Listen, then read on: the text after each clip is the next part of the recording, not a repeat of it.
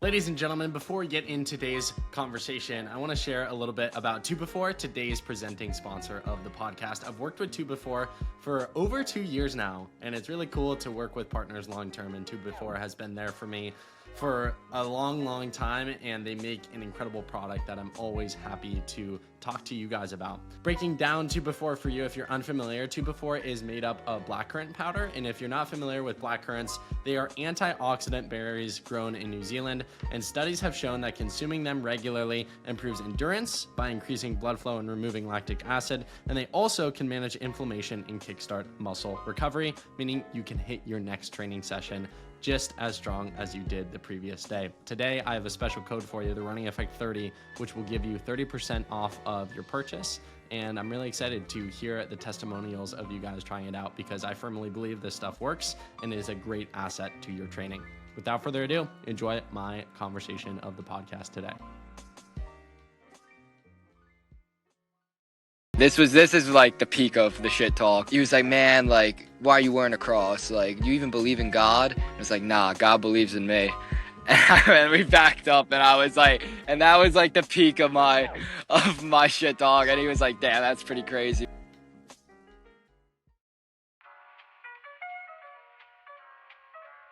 That was Marco Langon today on the Running Effect podcast. Being straight up with you, being honest with you, there are a few conversations in the history of the show that I really appreciate due to their honesty and vulnerability, and through that, their ability of the guests to connect with you, the audience, in a deep, passionate way. Today's conversation with Marco is that and then some. Marco really opens up to me about his childhood, his dad leaving him at a young age, and how that really gave him a chip on his shoulder, going through some insanely dark moments that have led up to this present moment today. Marco is a no BSer. He is fully honest, fully raw. He says it how it is, and he says what's on his heart and mind. And that today produced one of my favorite conversations ever in the history of the Running Effect podcast. Marco placed third at the 2025 NCAA championships in the 5K, and his run times like 3:33 in the 1500, which is the second fastest time in NCAA history, 3:54 in the mile, 7:36 in the 3K, and 13:12 in the 5K, which he ran 2 days ago as of recording this. Marco's conversation is going to touch your heart, and when it does, share it with a friend. I want this episode to blow up, quite frankly, because I think Marco's story and his mindset are deserving of it. I'd also really appreciate you giving us a 5-star review and hitting the follow or subscribe button so you don't miss more conversations like this in the future. Without further ado, enjoy this raw, insightful, and vulnerable conversation with a legend and a champion in the making, Marco Langon. Marco Langon, welcome to the Running Effect podcast. How are you doing this afternoon, man? I'm doing good, man. How you doing? Doing excellent. My DMs have been flooded over the past few months with get Marco on the pod, get Marco on the pod. We are men of the people. We are making it happen. I got to ask you, I feel like a year ago, not a lot of people knew who you were. What do you feel like has contributed to the rise of Marco Langon? Probably backing up all the shit I talk, something like that. You know, I think I'm just an honest person as to like what my goals are, what my aspirations are, and how I feel amongst like what I'm doing. So I'm not gonna like sit there and bullshit you and say like everything's all sugar coated and easy. You know, you gotta just be honest. I think a lot of people could relate to that. You know, I kind of just want to show and prove that like I'm just the same as everybody else. Not the same as everybody else. I just think I've geared my life towards one ultimate goal, and everything doing that is kind of just you gotta just be honest with what you're doing and with what you want, you know. So yeah, I think just a lot of people. I think of the sport. I don't really like watch the sport too much like nowadays, but I like will watch races from back in the 80s, 90s, even early 2000s. But I think like 80s, 90s is where I really like to watch races from, and it's just more entertaining and more exciting. And I feel like every runner now is kind of just the same personality, you know, it's the same rinse and repeat type of thing. And I don't think that's because of them. I think everybody individually, you talk to them, they're different. But I think there's this kind of, there's this idea that you have to be a certain way. And I just kind of don't want to be that way at all. It's just not how I was raised or how I grew up, you know. For you, you said, you know, starting to back up all the things you've said. Have you always been saying things, or do you feel like you've started to say more things the better you've gotten? Well, no. I mean, you could ask my friends. Dude, I was probably worse with some of the things I said back in the day, you know. like back my junior year when I really realized this is what I could make my life out of. I mean, sophomore year, I didn't want to finish high school. I wanted to kind of drop out, just become a chef. And then when I realized how good I could be at this sport and really geared my life towards it and took it seriously, did all like the little things, I started just almost gaslighting myself into thinking I was better than what I was. And I think that's what everyone has to do, you know? I mean, everyone starts in everyone may like have a little bit of the puzzle already solved, may have their border pieces out, but at the same time you still got to complete the puzzle, you know? And I think once I realized that, I just started like manifesting. I'm going to be straight up like manifesting and visualizing all the shit. Like, I mean, obviously I was saying like things like, "Oh, I'm going to win the Olympics in 2024," like shit like that. But I was so like serious about that. I mean, at that time I was working at a Quick Check, which is just like a 7-Eleven, essentially with a like a sandwich station, and I was working there a lot, man. And I remember I would get there probably like 6 a.m. This was during COVID, but I would get there during 6 a.m. and I was like stocking fridges, and I remember there would just be times in the cooling room that I would just sit there crying because I didn't want to be doing that at 6 a.m. when it's freezing outside and you're in a freezer freezing to death. And I think the only thing that kept me like mentally sane was just telling myself that I could do all these great things. And after work, I would just go bang out 5, 6 miles at the time, and then I would just move on with my day. And I think I just kept telling myself that I was going to be so good. And I remember one of my friends, I've worn this cross forever, man. But my friend, this is like the peak of the shit talk. But I was like, he was like, man, like, why are you wearing a cross? Like, do you even believe in God? And it's like, nah, God believes in me. And we backed up, and I was like, and that was like the peak of my shit dog. And he was like, damn, that's pretty crazy. But even you could ask all my friends back then, they'll all tell you that this is like kind of what I wanted to do, you know. And I mean, I haven't even come close to what my goals are, so you just got to keep pushing the agenda, you know. Humble beginnings.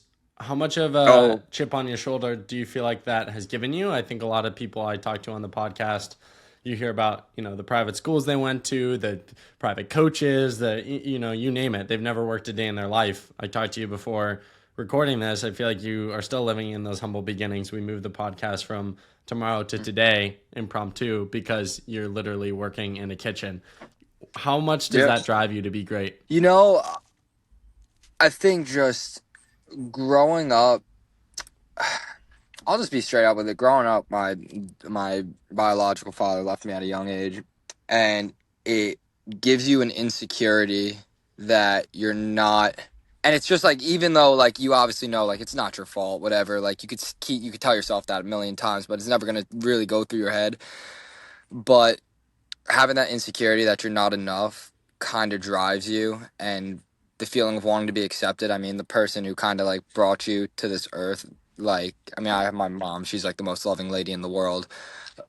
But I think having, as a man, as a boy at that age, having a father is a very important thing, you know. And I think just having that fear that I wasn't accepted was just something that was kind of huge. And I think having that chip on my shoulder definitely has drove me. And then obviously like working and everything, it's like you're getting out of work, it's 12:30, 1 a.m. and you're like, fuck, like I want to go to bed so I could train in the morning, but you got to clean the kitchen, you know, you got to get the job done. And I think what I've learned from working in the kitchen, especially with all the guys I work with, they're all Mexicans, and they're some of the hardest workers I've ever been with in my entire life. And they'll tell you like they're very objective based. It's you do what you're doing, you do your task, and you do it with pride, and you do it precisely, and you do it efficiently, and you get it done with. And I think that's what I've kind of learned from them.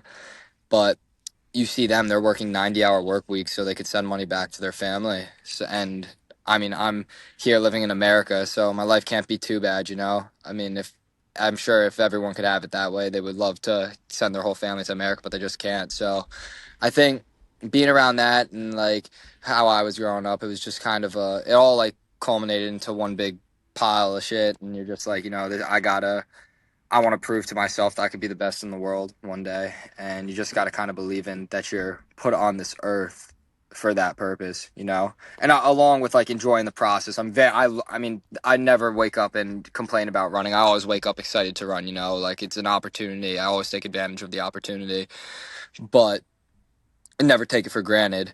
However, like I'm very objective based as well, you know, that at the end of the day the goal is to win. You know, you can't really afford to lose in my position. So yeah. When you step on that start line at NCAAs or in Europe, do you feel like you have more on the line than everyone else there because of your journey to get to where you are today and to get to that starting line? It's actually a good question because I could see a lot of people think like, oh, like you got to think that you are working harder than everyone else. You have more to lose. But honestly, man, fuck that. You know, like I don't look at other people's situations. I don't look at what other people are going through. I mean, shit, you look at Haptum Samuel. I'm actually pretty good friends with Haptum.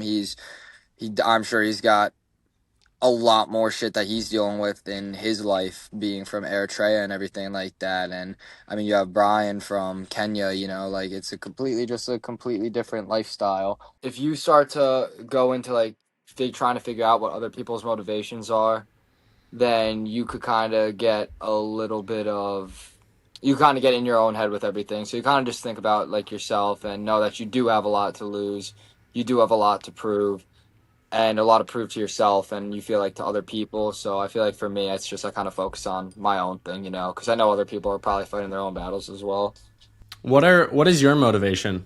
Like when you're on the line, what motivates you? Not affording to fail, you know, you can't afford to lose. I feel like a lot of things in my life are very conditional, you know. It's you need to do this in order to get this. It's not like, oh, you're unconditional. It's unconditional. Like you don't have to do anything to get it, you know.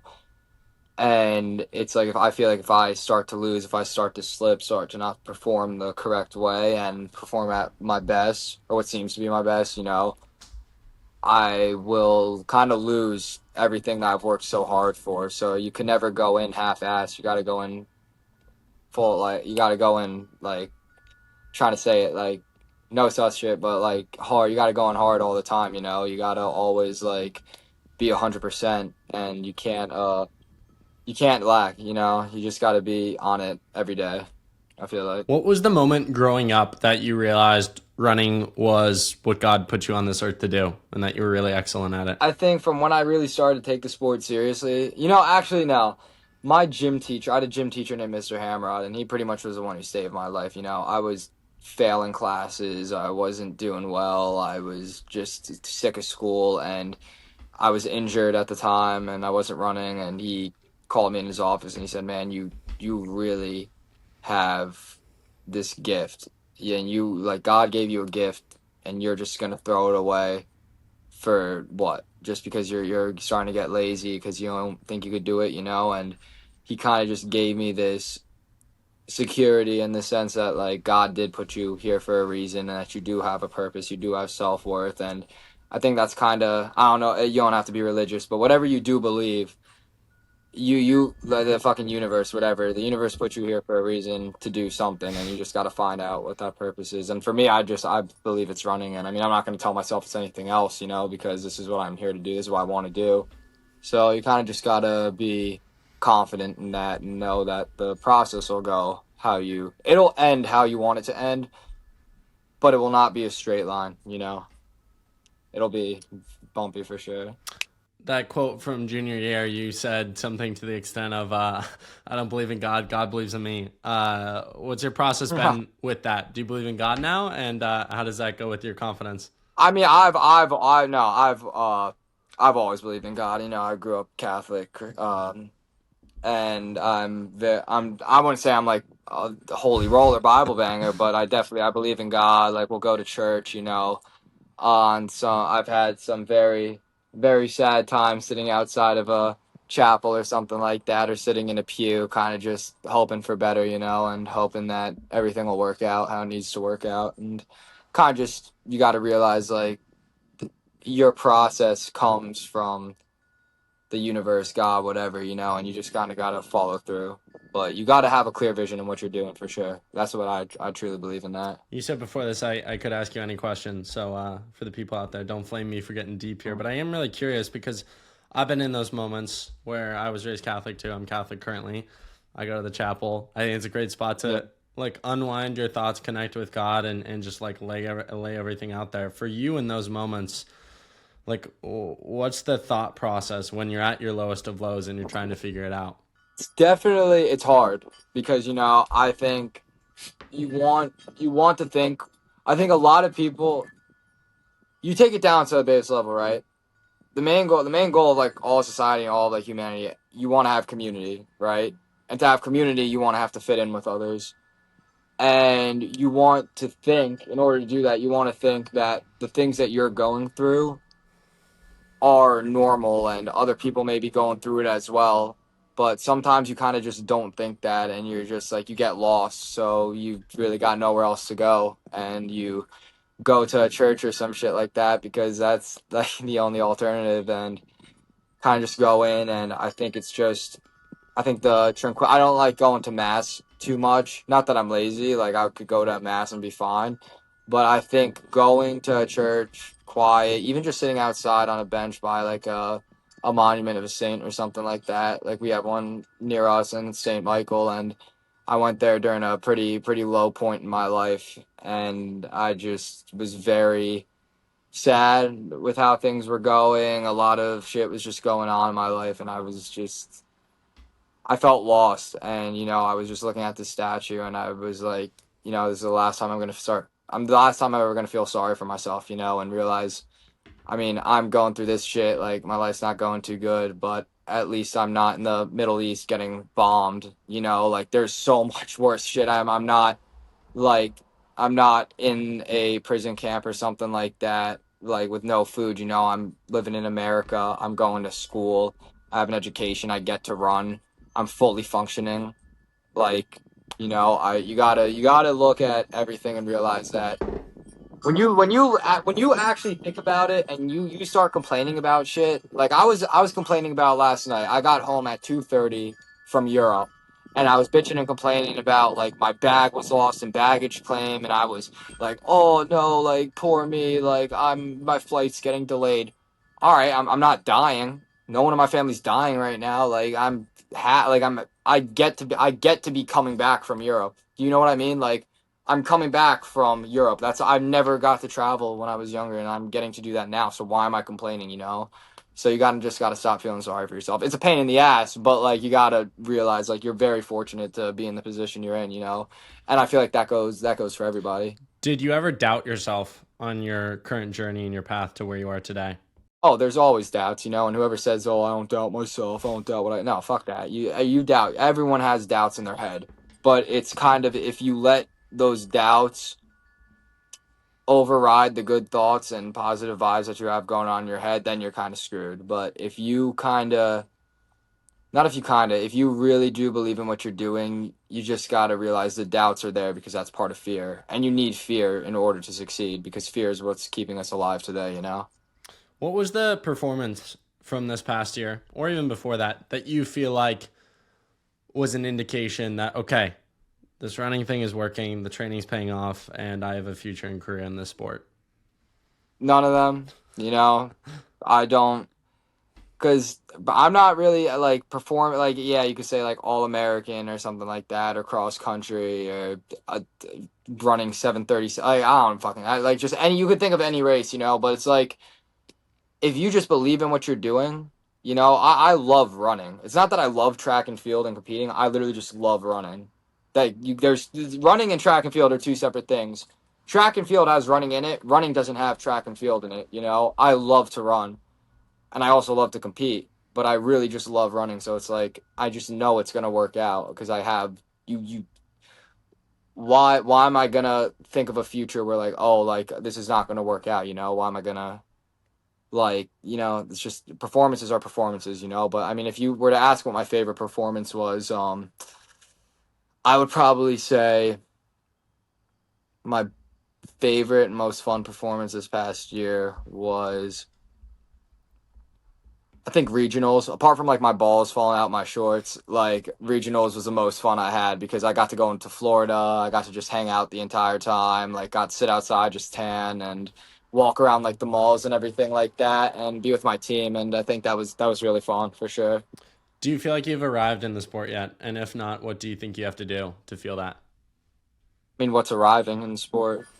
You'd have to define That got cut. it. Yeah, exactly. You have to define it. I think I don't really think it's about arriving in the sport. I think it's just kind of about being successful. I don't compare my success to other people, because what's successful to me may not be successful to someone else.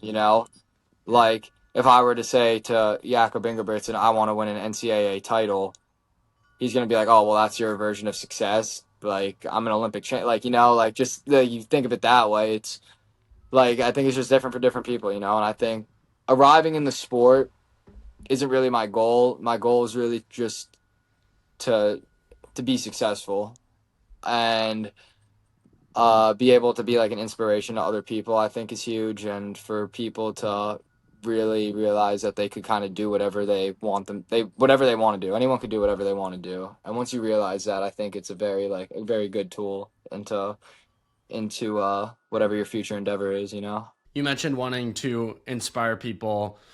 What does that look like for you? What does being an inspiration to others look like for you, and why is that more important to you than winning Olympic gold? Well, that's not more important to me than winning an Olympic gold, but it is still important to me.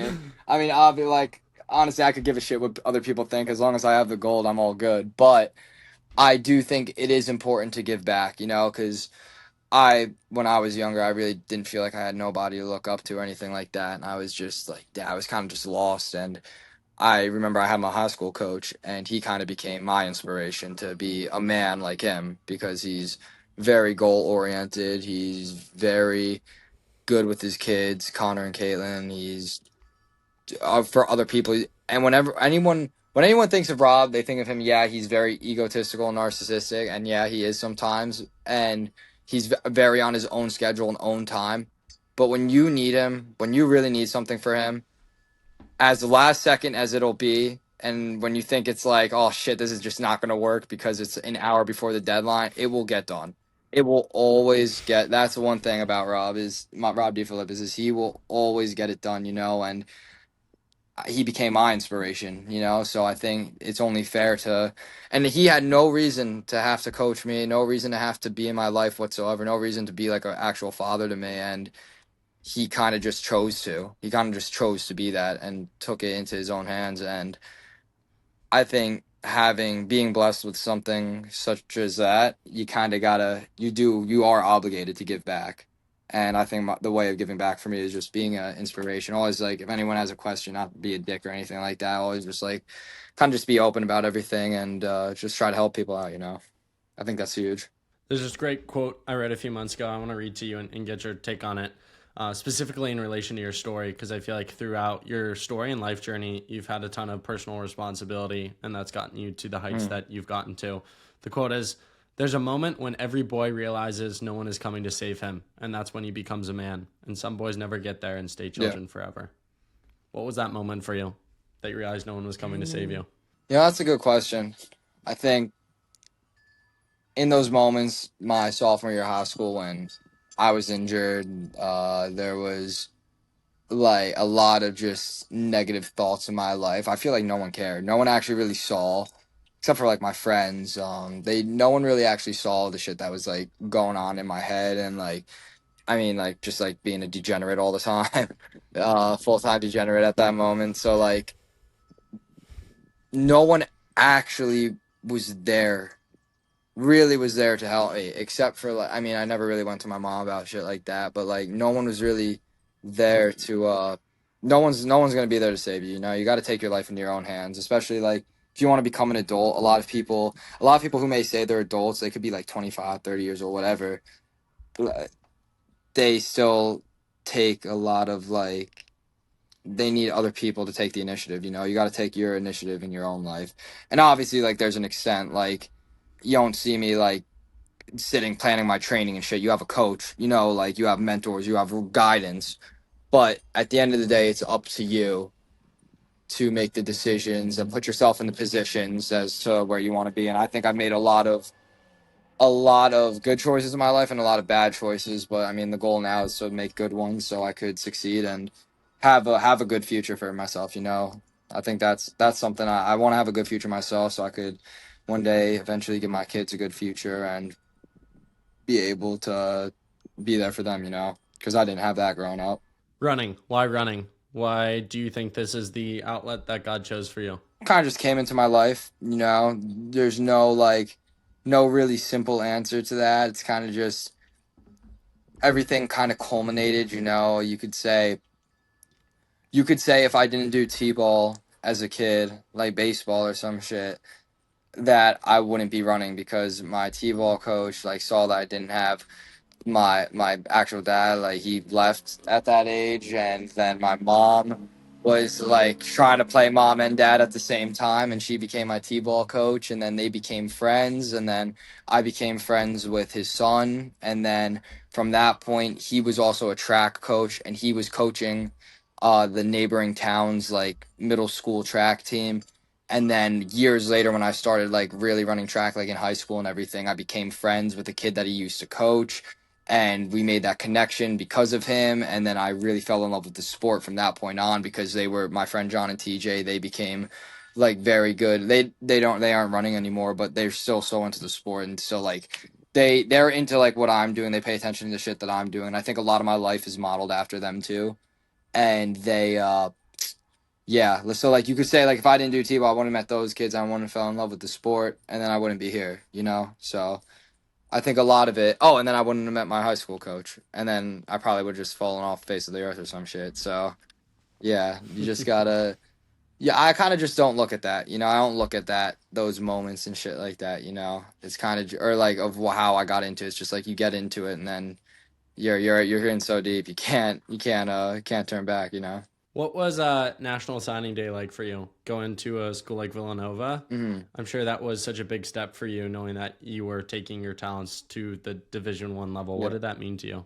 I think a lot of it was just like a fuck you to people who were like thought I couldn't do something like that. But it was definitely like not a lot of people in my family like do the college. They went to college. My mom, like she was just so proud of me, and I think it was so normal to me because you see all like people that are running like all hearing like okay you could get a full ride to school for athletics, and no one in my family genuinely thought that I could do that.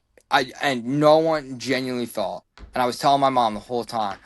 I was like I'm going to be able to do that, and I remember my her ex-husband, my stepdad, or at the time stepdad, he was saying like no, like that's all luck, like you're not able to do that, you can't just rely on that. And I was like nah, fuck that, like I know, I like fuck you, I could do this. And I think a lot of that drove me to really want to be all in and everything. And where the hell is my brightness down? And then yeah, from that point I was just kind of like damn, I like this is just normal to me. But then when I told my mom I was gonna be on a full scholarship to Villanova, she was just like in all like she didn't know what to think. I remember I was playing Call of Duty in my bed, and like I get a call from our coach, and he said, "Yeah, like we'll take care of everything." And I told my mom that, and she was in shock because she just didn't know what to think about that. She didn't know that something like that was possible. Well, so many other things to cover with you. A question I'm really curious about is why are you so raw and honest? I think that's something that people aren't very rare in this space. I mean, I've done over 600 episodes, and I feel like you're one of less than five people who are really honest about everything. Why is that? Why not be? You know, like why would you not? And I get some people don't want to share certain things, and like that just comes from like how comfortable are you in your own skin and shit, and that's not. But like, it's just how I am. You know, it's I mean like my friends and everything like that. All your friends know what you're going through. Like nothing stays private. You know, all your friends know what's going on.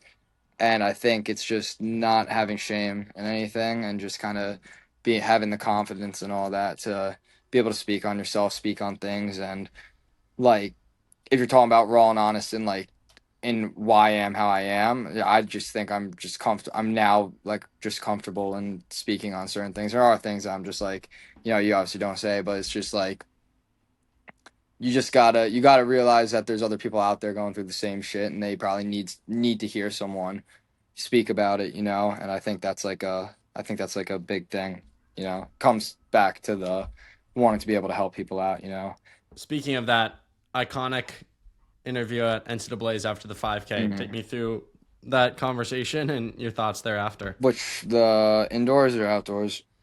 Outdoors, yeah, outdoors. Uh, yeah, right after you put in so many emotions into a race, like that's the only thing, that's your only goal for the entire outdoor season is to win an outdoor national title. At least for me it was, and really genuinely having no doubt in your mind that you were going to win and visualizing it every single night and every single day that you wake up. And then having it having done everything possible to put yourself in that position and then coming short, it's just heartbreaking, and that's part of the sport, though. That's literally just part of the sport. Sport doesn't give a fuck how much you put in or how much you put out. All that matters is, do you have it on the day? And on the day, how Brian was more of a man than I was. He was. I don't want to get into the older or younger shit, but he was just he's more developed, more mature, and he was just stronger than I was. And there was nothing I could have done about that, no matter what. And as sad as I was proud that I was able to put so much heart into one thing and come short and still be fine like the next day and training for the next thing, You have to have a short-term memory in the sport. I think I forget who said that.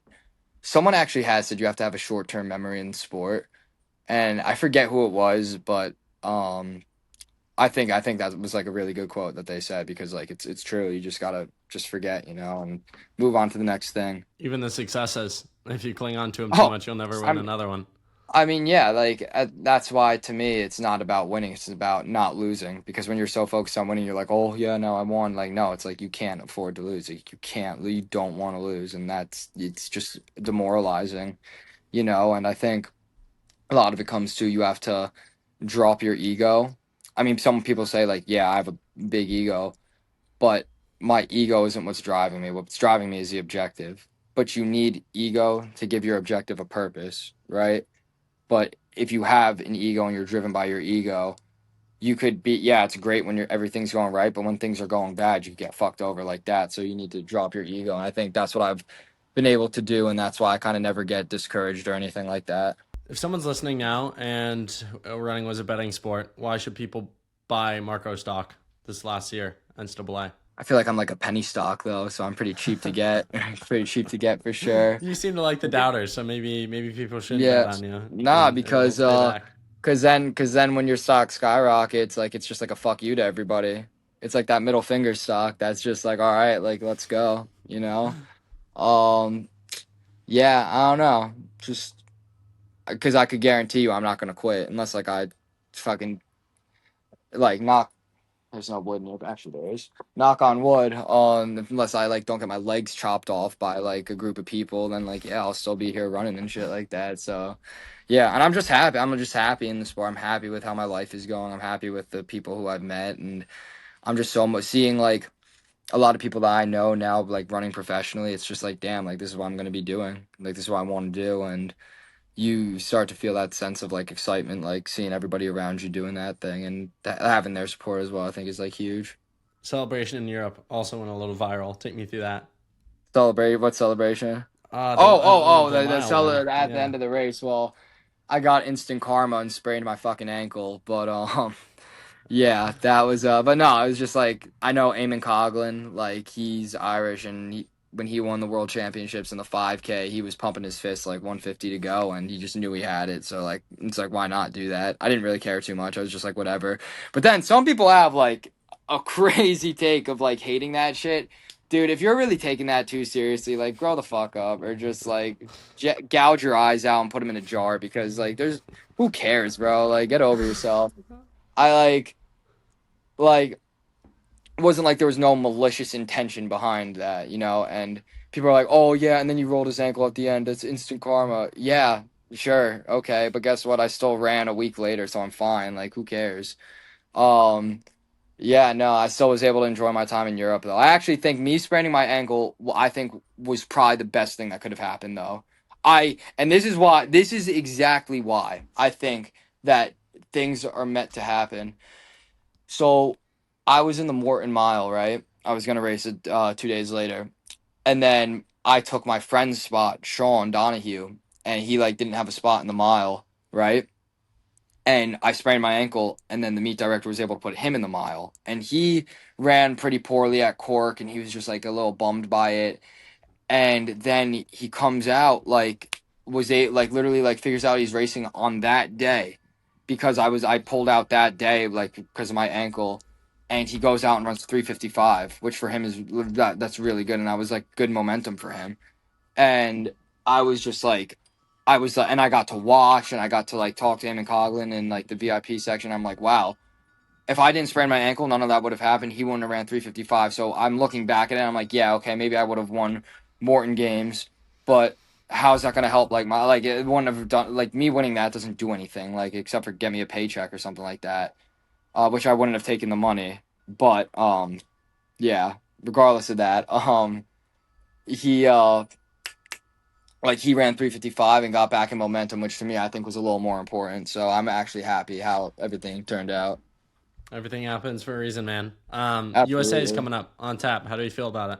Same as any other race, you know. It's the same as it would be for Penn Relays, same as it would be for some random ass like just 1500 like somewhere. Like it's the same. Everything's the same, you know. It's just like different people, but it's championship racing, you know. And I think the NCAA we race so much that like you get used to it. So I'm not fucking scared to go against guys like that. It's just they're just nobody's special. Nobody's special. Like at the end of the day, nobody's special at all. It's just, everybody bleeds the same. Everybody ties their spikes the same. Everybody has the same feelings going into a race, whatever. So it's just people are people, you know. I don't really care. Is the body tired with such a long season, indoor, outdoor, or do you feel more ready than ever? No, I think that shit. I think that shit's mental. Unless like you're fucking like slamming mileage and then racing every other day. But like we've raced. I think it's kind of just a little. Definitely a little. It's like mental. If you feel like, oh, I'm burned out, I think that's just all in your head. You know, like when I'm running low mileage, like I mean in Europe, I mean I was going around like I ran 13:12 the other night, which I didn't think was too good of a performance, but I like the entire week before, like I mean I obviously went out after like Cork and Morin, and then I was just in Venice walking around the entire time. I was in Cairano with Diodora, and then I was in Venice, like just hanging out, you know, and I was like on top of that, I had the sprained ankle, so I was trying to solve that and everything. I was doing calf raises after like every single corner that I was walking, and yeah, no, like um, I think it's just I would like if I'm able to race fine off of that, it just goes to show like I mean I was doing 20-mile days after like a 9-hour night of work, 10-hour night of work, so it's like the body's always tired, everybody's tired, so I don't think that shit really matters. Got to wrap this one up as I have a meeting to run to, but I do want to ask you two more questions, and I'll have to get you back on the podcast soon, man, because you're an inspiration, and I just really Yeah, appreciate the raw thank honesty. you. Um, Excuses. Everyone has them, and you seem to not really have them, or you seem to not feed into them. You just said there, working 9, 10 hour shift, put in 20-mile days. I hear that, and I think, okay, if you're a high school out there listening, you've got no excuse not to get your butt up and run your summer mileage. What would you say to the listener about excuses? Not only that, you have no excuse to not work a job. Oh, you can't run and work. Fuck you. Go work, bro. Like, no, like that's some laziest mentality. I hate that shit. Like, I genuinely hate hearing, oh, I gotta wake up and play Fortnite and then go on a run and then go back to sleep and then, oh, maybe I'll jog in the afternoon and then, God forbid, I do some push-ups and pull-ups. Like, get a job, bro. Get a job. Like that. Like, obviously, when you're running professionally, like you can't be doing shit like that if you want to be your best. But if you're just doing base mileage, dude, like, get over yourself. Just go to work. If anything, it'll probably be better for your training if you're going to work, you know. But yeah, no, like the excuses are just that shit's lame as hell, you know. Like yeah, and if you run like shit, obviously you want to find like a reason as to, and that's just human nature. Like if you don't succeed, you're like shit. I need to find a reason as to why this happened. But at the end of the day, it's just like you're the only one who really knows the excuse. You just don't want to explain that to other people, you know. Marco, final serious question for you. For those who have listened to our conversation today, what's the final takeaway message? Can be anything you want to put on people's hearts as they close out this episode. Just make sure to have a good balance in your life. You know, some people could go too over the top. Some people could not go over the top at all, not even be close to the top. But if you're living by like the 80-20 rule or 90-20 rule, or not 90-20, Jesus, 90-10 rule, I'm more of like a 95-5 person. Like 95% of my life is geared towards athletics and this and wanting to succeed, and the other 5% is just like fucking around, having fun with my friends, going out. You know, like you got to be able to have a balance. That's the only way to keep your mind and body healthy. And when Jalindo Bourdin, he was Olympic marathon champion in 88 in Seoul, and he said you have to run free, you have to run happy. I mean, the night before he won the Olympics, he went out clubbing. And he was like, yeah, I know, I went out club. He has an Italian accent and shit, but I'm not going to attempt to do it. But he was like, yeah, I went out clubbing. And I was like, damn, really? I was like, were you drinking? He's like, oh, of course. And I was like, damn, all right. And then he goes out and runs 2:06 in the marathon and wins. So, I mean, like a guy like that, he had to have a balance in life, you know? And I feel like that's for a lot of people as well. And I think it all works out. So having balance, being happy, doing what you're doing, I think that's huge. Final question for you. Like I said, to ask an actual chef. I ask this question to every guest on every single episode. If you had Gordon Ramsay coming over to your house for dinner, what would you choose to make for him? Well, in any restaurant business, in any like Michelin, I mean, he's worked in Michelin restaurants. He owns Michelin restaurants. But one of the main ways that you get in is you have to make a French omelet, 3-egg French omelet, and you have to make it in under 90 seconds.